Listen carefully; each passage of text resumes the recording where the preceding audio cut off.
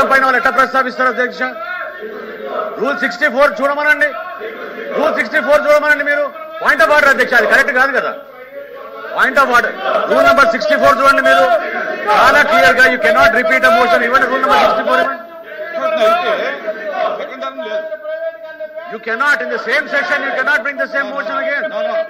ఒకసారి దాన్ని డిస్కషన్ చేస్తే మళ్ళీ వాయిదా తీర్మానం ఇవ్వడం లేదు. కానీ వాయిదా తీర్మానం అనేది మనం తిరస్కరించిన తర్వాత ఉంది. చైర్మన్ గారు, వాయిదా తీర్మానం ఒక్కసారి మీరు తిరస్కరించిన తర్వాత ఇంకోసారి రాకూడదు సెషన్ లో. ఆ అంశం పైన వారెట్లా అండి? రూల్ నెంబర్ 64 చూడండి మీరు. మీరు యాక్షన్ తీసుకోవాలి. మీరు ఎట్లా వదిలేస్తే ఎట్లా? మీరు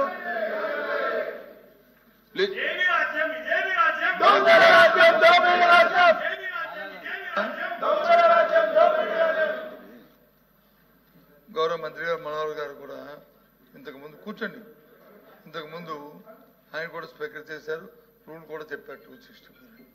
దానికి ముందు కూడా ఆలోచన చేసుకోవాలి. మన సాంప్రదాయాలు, మన కన్వెన్షన్స్ ఏ విధంగా ఉన్నాయి.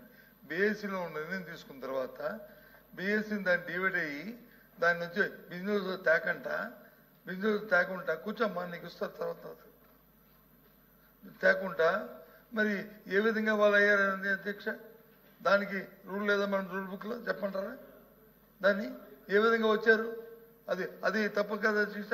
అందుకు కాబట్టి దయచేసి ముందు ఏదైతే మా డిమాండ్ ఉందో, బీఎస్సీలో ఏదైతే మనం అంగీకరించామో ఆ డిబేట్ని జరిగి తీరాలి అనేది మా డిమాండ్.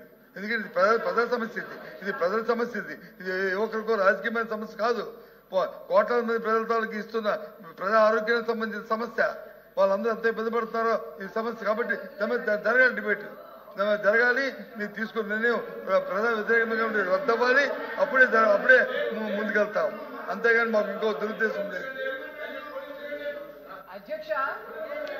చైర్మన్ గారు, అధ్యక్ష మెడికల్ కాలేజెస్ ఇష్యూస్ మీద మెడికల్ కాలేజ్